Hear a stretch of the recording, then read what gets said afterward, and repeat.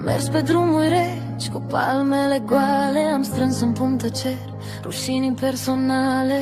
M-am rătăcit în frică, în pași mărunți, fragili. Dar glasul mic din mine strigă: ridică-te, respiră, fi.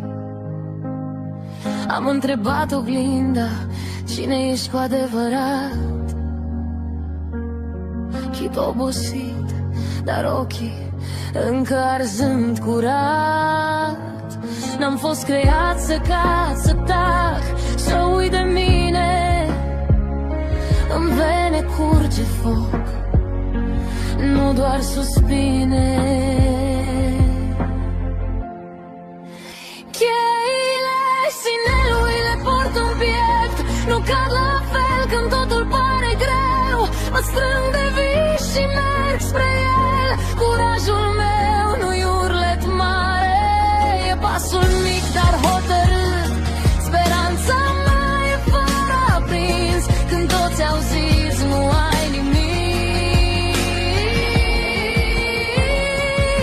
Puterea mea nu stă în ce se vede, e în felul cum mă ridic când totul se duce. Cheile sinelui le țin în palmă, nu le dau. Deschid în mine uși încuiate și iarăși pot să stau.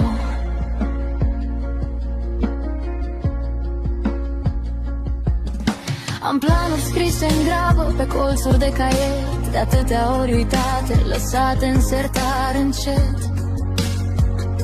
Dar astăzi le deschid, le citesc cu voce tare, îmi semnez cu sufletul un nou început, o nouă stare. Nu mai fug de plâns, să-l iau ca pe un aliat. Din lacrimi cresc răspunsuri pe care chiar le-am așteptat. Și-n fiecare rană un sens ascuns răsare, că tot ce m-a lovit m-a învățat că pot mai tare.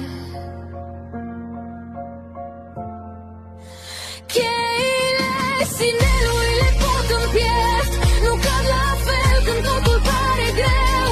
Mă strâng de vis și merg spre el. Curajul meu nu-i urlet mare, e pasul mic dar hotărât.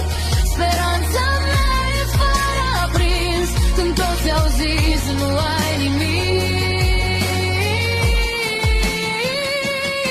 Puterea mea nu stă în ce se vede, e în felul cum mă ridic când totul se duce. Cheile sinelui le țin în palmă, nu le dau. Deschid în mine uși încuiate și iarăși pot să stau. Cine sunt eu când toți pleacă, când nu mai am aplauze și scena e goală? Sunt vocea care spune încă poți, sunt inima ce bate cu speranță.